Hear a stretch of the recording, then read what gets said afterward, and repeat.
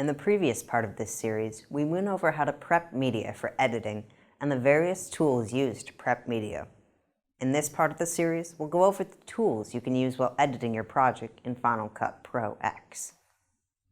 In the toolbar, which is located in the middle of the program layout, you will see a blue pointer arrow next to the Insert tools. When you click the button, you will see a drop-down menu appear. This is the toolbox for editing in Final Cut Pro X. The default tool is the Select tool. The Select tool allows you to drag clips around within the timeline, and Final Cut will ripple the timeline to preview where the clip would go with a blue outline box. You can also change the duration of clips in the timeline by hovering over the edge of a clip. By doing so, the Select tool will turn into the Trim tool, allowing you to change the duration. The edge of the clip will turn red if you've reached the end of the duration of the clip. In the preview window, Final Cut will show you a preview of where one clip ends and another one begins. The second tool in the toolbox is the Trim tool.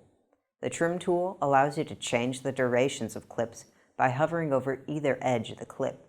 You can also slip edit by clicking the middle of a clip. This means you can change the content of a clip without changing the duration of the clip. You can also edit by clicking the junction between two clips. This means you can change the out point of one clip and the in point of the next clip, but the overall duration of the timeline doesn't change if you use this Trim Edit tool. The third tool is a Position tool.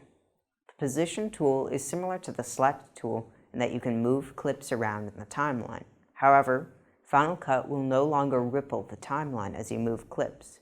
Instead, it will replace the clip with a slug or gap. Furthermore, if you place a clip into an existing clip, Final Cut will overwrite the video and audio of the clip that you're replacing the selected clip into. The fourth tool is the Range tool. This is useful for exporting because it allows you to export specific parts of your project if you don't need to export the whole project. The fifth tool is the Blade tool. This tool allows you to make cuts and clips within the timeline.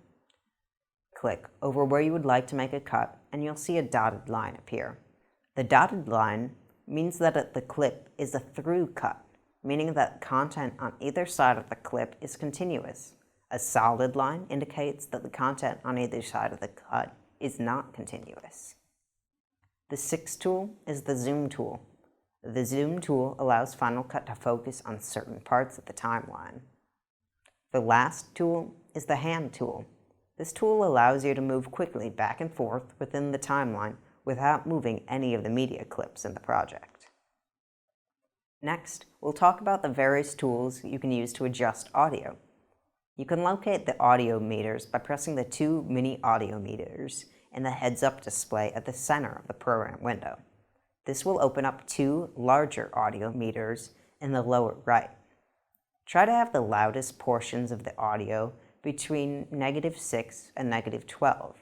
You can adjust the gain levels of the clip as you see fit by raising or lowering the line spanning the length of the clip, which is the gain level. You can see that the audio waveform of the clip will adjust itself as you change the gain levels.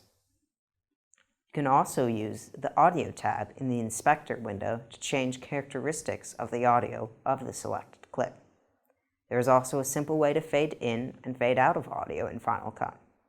If you look closely, you'll see two balloon-like handles at the beginning and ends of the clips on the line that controls the gain of the audio.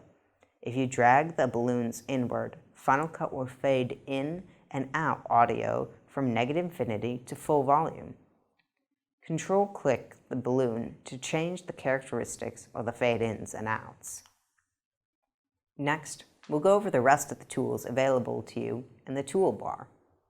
The Magic Wand is where you'll find color correction tools.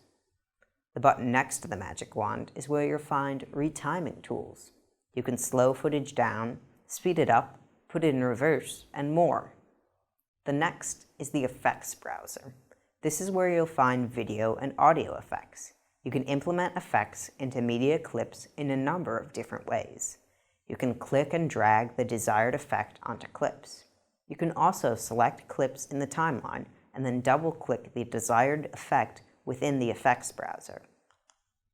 You can control the characteristics of effects in the Inspector window in a drop-down menu next to Effects. You can change the intensity of effects and toggle effects on and off. You can also stack effects as well, which you can see in the Inspector window. Note that sometimes the order of effects is important, so you can change the overall order of effects to see how this changes the overall effect. The next tool is the Photo tool. If you're using your own computer, Final Cut Pro will automatically give you access to the photos you have uploaded to the Apple Photos app so that you can drag them into the project if you'd like.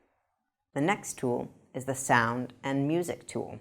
If you're using your own computer, Final Cut will automatically load all the songs in your iTunes so that you can drag those directly into your project as well.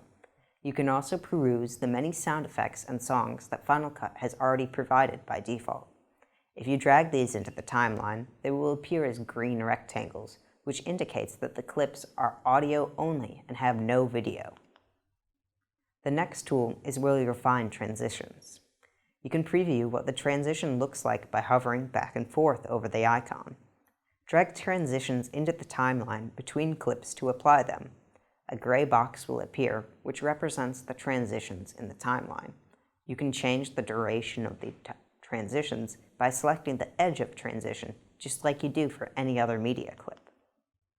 The next tool is where you'll find titles and other ways to insert text into the video.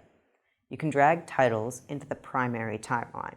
They will appear as large lavender boxes. There are two ways to change the text. First, you can place the playhead over the title box in the timeline and then change the text in the preview window. Alternatively, you can select the title box in the timeline and then go to the inspector to change it. You can make further changes in the inspector window, such as font size, alignment, and more. You can apply effects and transitions to the titles, just like any other media clip. If you'd like the title to play over another video clip, merely drag the lavender box over the top of the desired video clip. The next tool is where you'll find generators.